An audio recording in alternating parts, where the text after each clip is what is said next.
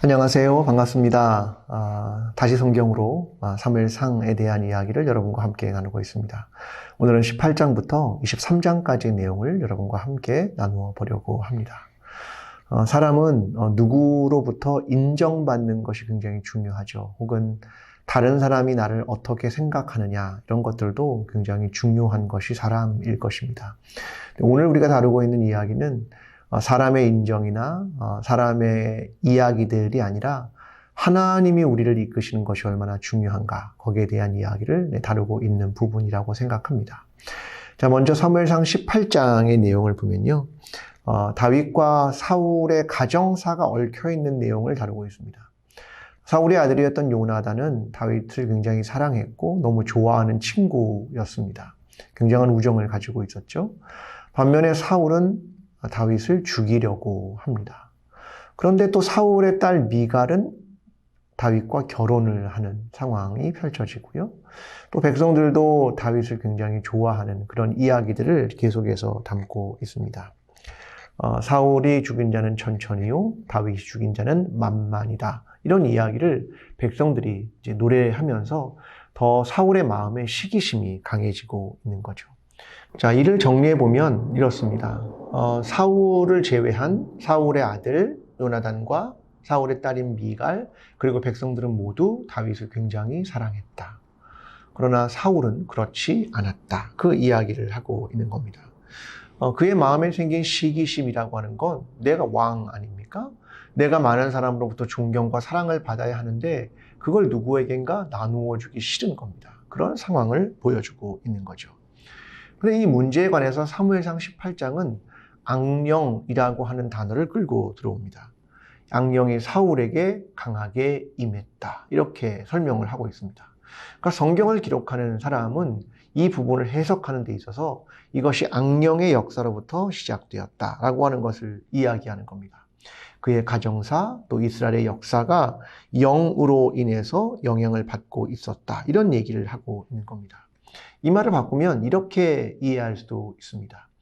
역사나 가정의 일들은 결국은 하나님께서 어떻게 이끄시는가, 그것을 계속해서 보여주고 있다라고 하는 것이죠. 사실 사울이 전쟁에서 패배한 것도 아니고 계속 다른 나라와의 전쟁에서 승리를 사실은 거두고 있습니다. 그런데 그럼에도 불구하고 결정적으로 그가 어려웠던 것은 하나님이 그를 버렸다는 겁니다.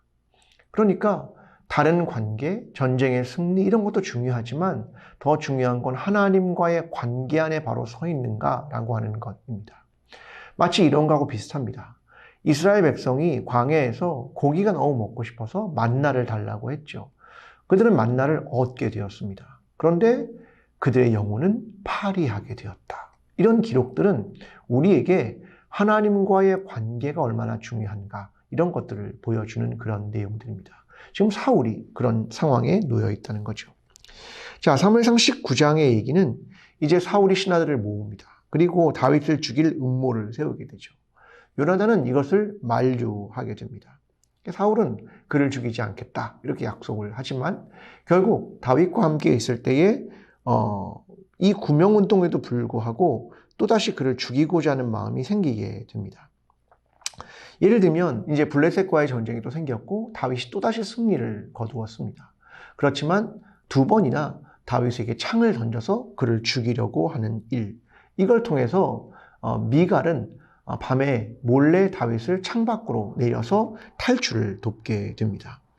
도망을 간 다윗은 라마나요스로 가서 사무엘의 집으로 도달하게 되고 이러한 것들을 이야기하게 됩니다. 근데 사울이 라마나요까지 다윗을 잡으려고 쫓아가죠. 그런데 거기서 많은 사람들이 예언을 하고 있었습니다. 그러자 하나님의 영이 사울에게 임했고 그도 거기서 예언을 하게 되었다. 그래서 속담에 사울도 예언자 중에 있느냐 이런 이야기가 전해 내려오게 되었다. 그 이야기를 하고 있는 거죠.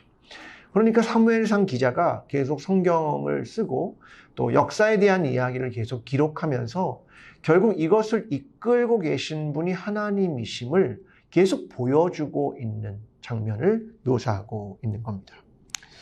자, 사무엘상 20장의 내용은 이제 요나단과 다윗이 사울의 의중을 보다 깊이 파악을 하고 싶었습니다. 그래서 요나단이 이렇게 이야기하죠. 아버지에게 다윗이 3일 동안 베들레헴에 좀 다녀오겠습니다. 이런 얘기를 했는데 제가 좀 그런 얘기를 꺼내면 만약 아버지의 반응이 어떤가 이런 것이 되게 중요하다. 그런 이야기를 하게 됩니다. 그래서 만약에 이걸 수긍해 주면 아버지가 다윗을 별로 죽일 생각이 없는 거고 만약 이거에 대해서 화를 내거나 분노하게 되면 아버지가 다윗을 죽일 생각이 있는 것이다. 이것을 이제 정확하게 하고자 합니다. 그래서 그걸 파악한 이후에 서로 약속을 하나 하죠. 화살을 쏠 텐데 만약에 화살을 가까이에 쏘고 어떤 바위 앞쪽에 떨어지게 한 다음에 이야기하는 거죠. 화살들이 바위에 미치지 않았다라고 신하들에게 이야기해서 주워오게 하면 너에게 화가 미치지 않은 거야. 이렇게 사인을 정하고 혹은 내가 멀리 쏴서 봐라 화살이 저 바위 저 멀리 가지 않았냐라고 말하면 이건 네가 멀리 도망가라 라고 하는 사인이다. 이렇게 서로 약속을 하게 됩니다. 그들은 서로 우정에 대한 이야기를 하고 있는데요. 결국은 사울이 다윗을 죽일 것 그것을 알게 되고 결국은 화살을 멀리 쏘고 도망가라. 그러면서 서로가 언약을 맺게 되고 맹세를 하게 됩니다. 하나님께서 너와 나 사이에 함께 하신다. 이것을 이야기하게 됩니다. 여러분 이 본문은 성경에서 우정을 다룰 때마다 다루는 본문들 아니겠습니까? 요나단은 사실 다윗이 왕이 될 줄 알았습니다. 근데 자기가 사실은 왕자거든요. 그냥 시간이 지나면 자기는 왕자가 되고 왕이 되는 겁니다.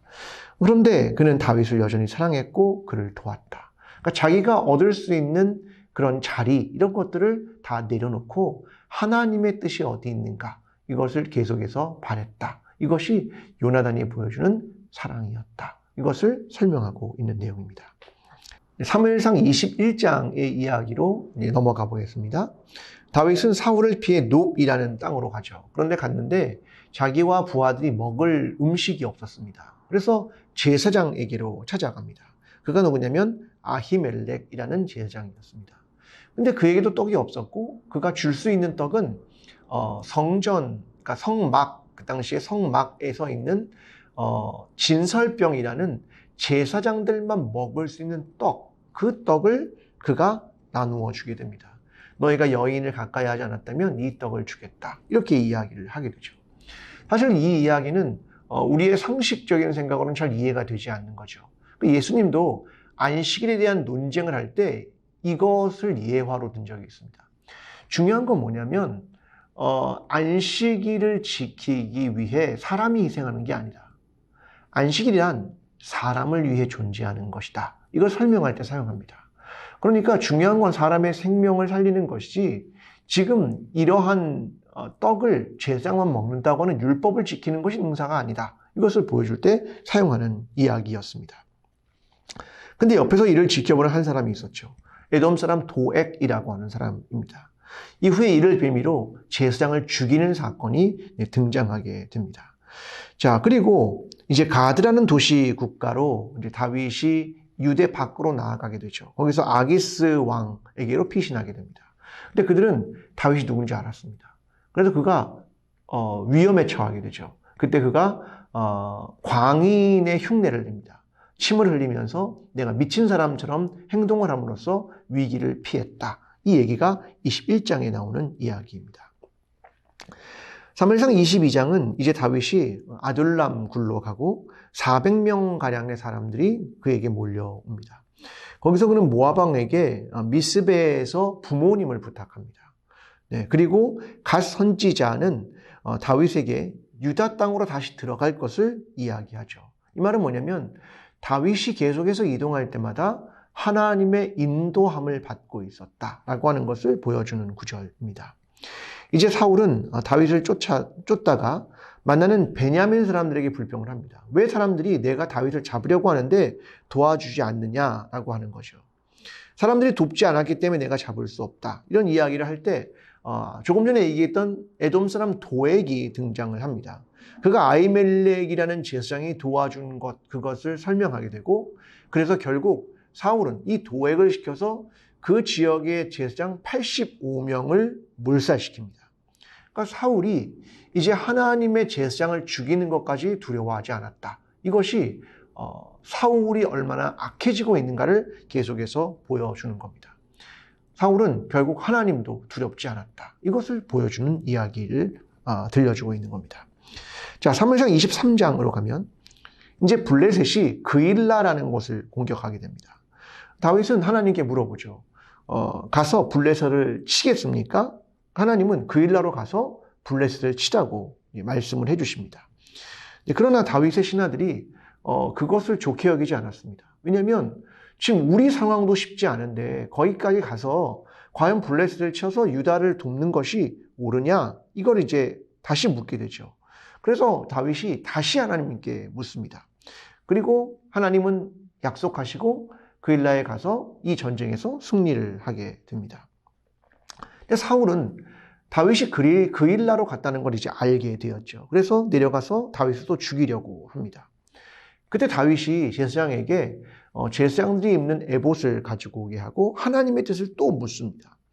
하나님, 그일라 사람들이 우리를 사울에게 내주겠습니까? 그랬더니 하나님이 내줄 거야. 그래서 결국은 다윗이 600명의 군대와 함께 그일라를 떠납니다. 이 얘기는 뭐냐면 다윗을 돕고 있는 건 사람이 아니다. 사람들도 다윗을 적극적으로 돕는 것도 아니었다.